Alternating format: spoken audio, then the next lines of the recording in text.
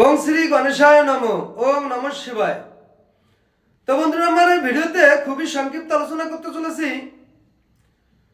আমরা সমগ্র পৃথিবীতে বসবাসকারী প্রতিটা প্রাণী কিছু গ্রহ নক্ষত্রের কারকতায় সৃষ্টি এবং পরিচালিত।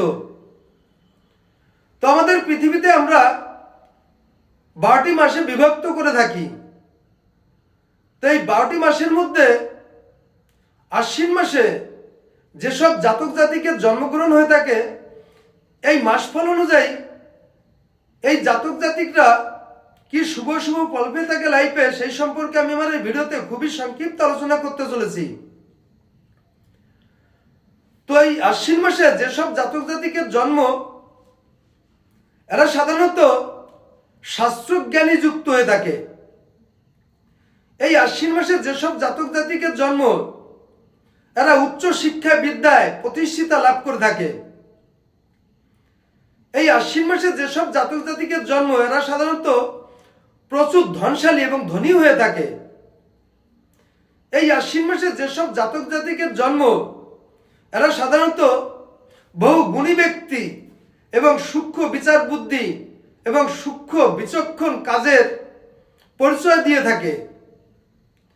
তো এই আশ্বিন মাসে যেসব জাতক জাতিকের জন্ম, এরা সাধারণত প্রাকৃত প্রচুর ধার্মিক হয়ে থাকে এবং ঈশ্বর অনুগত প্রাণ হয়ে থাকে এবং ঈশ্বরের প্রতি ভক্তি শ্রদ্ধা পর্যাপ্ত পরিমাণে থাকে।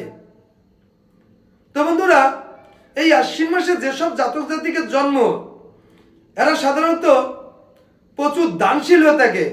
এরা দান করতে ভালোবাসে এবং দাতা হয়ে থাকে। তো এই আশ্বিন মাসে যাদের জন্ম, এরা সাধারণত রাজপুজ্য যুক্ত হয়ে থাকে।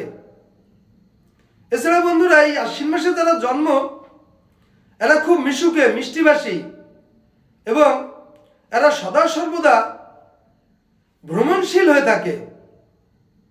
তো বন্ধুরা, এই আশ্বিন মাসে যাদের জন্ম, এরা সাধারণত স্ত্রীর সুখে সুখী হয়ে থাকে।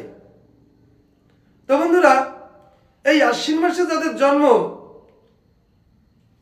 এদের সম্পর্কে সংক্ষিপ্ত আলোচনা আমার এখানেই সমাপ্ত। নমস্কার।